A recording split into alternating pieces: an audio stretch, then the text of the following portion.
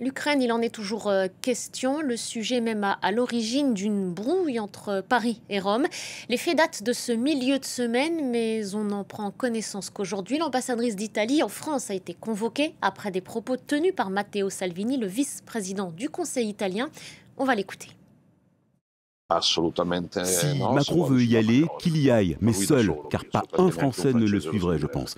Et certainement pas les soldats italiens. C'est ma position en tant que vice-président du Conseil italien, en tant que ministre, secrétaire de la Ligue et parent. Nos enfants n'iront pas se battre en Ukraine, c'est certain. Matteo Salvini interrogé donc sur l'éventualité d'un déploiement de soldats italiens en Ukraine, comme Paris et Berlin envisagent de le faire après la fin des hostilités. Bonjour à vous, Bernard Berdarida, vous êtes à Pise pour France 24. Merci d'être avec nous, Bernard. Ces propos ont très rapidement été jugés inacceptables par Paris.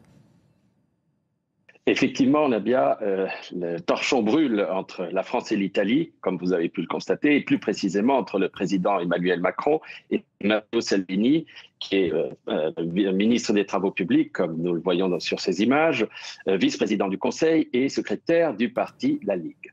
Alors, il faut dire que Matteo Salvini ne se cache pas de son, agacement, c'est un euphémisme, vis-à-vis du président Macron. Il s'en est jamais caché, en particulier pour ses positions pro-européennes. Quant au dossier ukrainien, c'est là où les choses se compliquent. Et c'est les dernières paroles, les déclarations du président Macron qui parlent de l'envoi possible des troupes en Ukraine pour garantir la sécurité qui a provoqué cette réaction, cette prise de parole de Matteo Salvini. Alors, dans l'extrait que nous avons entendu, nous n'avons pas entendu la petite phrase rigolote qu'il a prononcée en milanais, que je vais vous traduire. Si tu veux y aller, t'as qu'à y aller toi-même, faire la guerre. Alors, le Quai d'Orsay a donc convoqué jeudi dernier, donc jeudi, nous sommes samedi, l'ambassadrice d'Italie en France, Madame Emanuela Alessandro, pour lui communiquer de manière communication formelle, les propos du vice-président du Conseil, donc quasiment le numéro 2 du gouvernement, étaient inacceptables. Et Bernard, la présidente du Conseil italien, cette fois, Giorgia Meloni, n'a pas encore réagi. Est-ce qu'elle réagira ou non ? Écoutez, nous sommes samedi, donc 2 jours sont passés.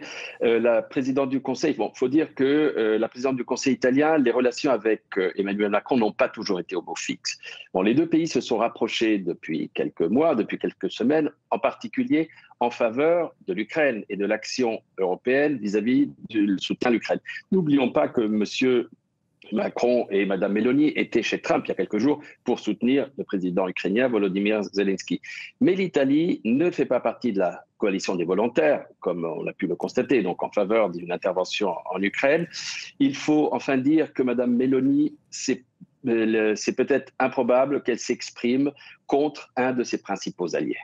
Merci beaucoup Bernard. Bernard Berdarida en direct de Pise. Merci pour toutes ces précisions.